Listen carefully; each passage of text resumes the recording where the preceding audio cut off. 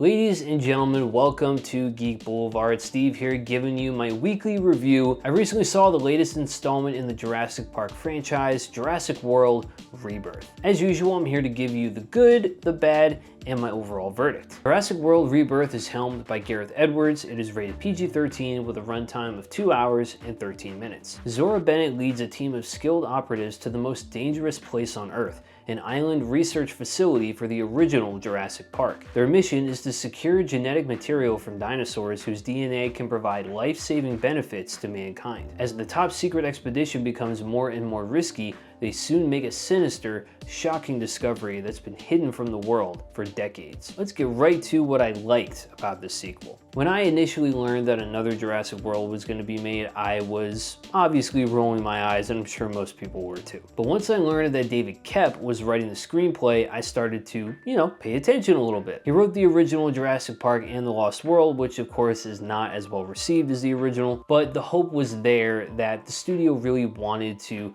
do something special with this next installment. Then we got word that Scarlett Johansson was eyeing to star, as well as Mahershala Ali. And finally, Gareth Edwards was officially announced to direct, which made perfect sense to me. So needless to say, my expectations were relatively high. Gareth Edwards is one of those directors that was very good with scale, and that was evident in the first Monsterverse movie that he made, the Godzilla reboot for Warner Brothers. And I'm happy to report that that sense of scale that he provided in that film is very strongly evident in this entry in the Jurassic Park franchise. Sure, the dinosaurs, they were always massive in past films, but they feel even larger than life here and far more threatening in most instances. And the narrative angle that they take with the dinosaurs in this one, where they kind of go full on into that crossbreeding and mutation angle, they do come up with some interesting design choices, but it still provides that familiarity to people who love these movies. And I was happy with how Edwards sort of approached it in his own way and presented that scale to the audience. I think the action beats in this one are great. My favorite one, I personally think, is the sequence with the Mesosaurus when they have to get a sample of its blood on the boat. The final sequence at the end, which takes place at night with a mutated dinosaur that I won't name, but if you've seen the trailers, you've seen snippets of it, and you can probably guess as to what that dinosaur is, but I still won't spoil it here, but just know that that sequence was also very tense and kind of frightening at times, so I enjoyed that one as well. The CGI for the film was pretty spot on. I didn't really find it jarring, and even though nothing will really hold a candle to that original film, it still does a really solid job of selling the majestic and terrifying beauty of these creatures. It's a back to basics type of sequel, which for most people won't be a bad thing. It ticks all the boxes. There's people on an island, there's a scientific research facility that's there, it's genetically created dinosaurs that are causing mayhem,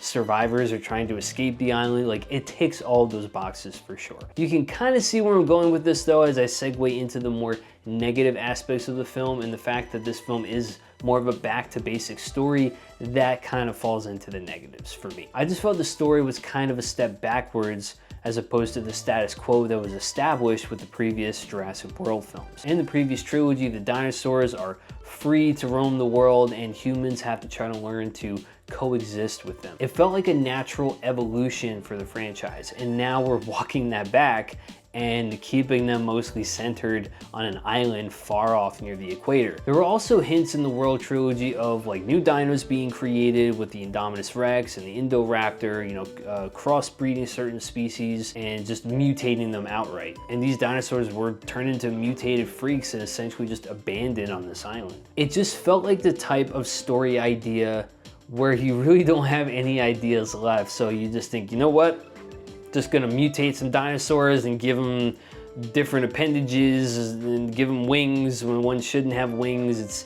It just seemed like there wasn't much left in the tank for them to kind of tackle this story. And I think the complete lack of practical effects over CGI was a huge letdown. At least I don't think there were times when practical was used in addition to CGI. It just felt like the studio didn't really want to go down that route this time, and they just threw money at it just to make it look pretty and shiny. So I was disappointed that the use of practical effects was pretty much non-existent. Most of the cast are fine, I guess. I mean, Scarlett Johansson, Mahershala Ali, like, they're not bad in their roles. They do a good job, but they just don't really stand out in the movie in any way. But the characters I genuinely did not like or give a shit about really is the family that's like vacationing in this area. They get swept up in the events of the story with the other cast. Every time that they were on screen, I just kept questioning why they needed to be there.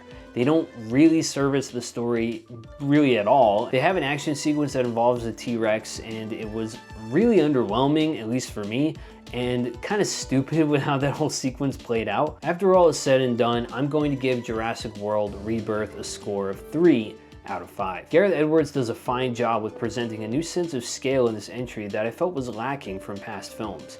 The big action set pieces are really tense and fun to witness, and the back to basics story by David Koepp will, for most, be a breath of fresh air. For me, however, it plays things too safe with its story, and the inclusion of the family as supporting characters detracted from the overall film and its pacing. It's a better Jurassic World film than Dominion, but only by a small margin. And that's really what you have to think about going into this. If you didn't like Dominion, I can see you enjoying Rebirth. I think after this, it's just time for a break. Put it on hold for a while. The creative well has run dry. Maybe revisit it in like 15 years when people are, eager to see another one again. The turnaround time it took to churn out another one was kind of shocking to me. This one came out 3 years after Dominion, and I was sure that once Dominion came out, the franchise would just take a much needed break and kind of like reevaluate how to move forward with this world, with this franchise. I honestly just want to watch the original again for like the 50 millionth time. It's a classic. It's just such a good movie. It will never get old, and the CGI today still cannot hold a candle to what Jurassic Park showed back in '93. None of these other films will top the first Jurassic Park, and you know what? That's okay. We don't need any more Jurassic Park movies. We have one perfectly good one that we can just watch over and over. I'd be more than satisfied with them just kind of pumping the brakes on this for a while. But let me know what you guys thought of Rebirth down in the comments below. And while you're at it, why not give me your ranking of the Jurassic Park franchise? Where does this one rank for you? Also, if you enjoyed the video, be sure to give it a thumbs up, sub to the channel if you haven't already, and tick the bell icon so you can always be notified when my next movie review or trailer reaction drops on the channel. Thank you so much for watching, guys. Remember to stay classy, stay geeky, and I'll catch you in the next video. Survival is a long shot. What the hell are those?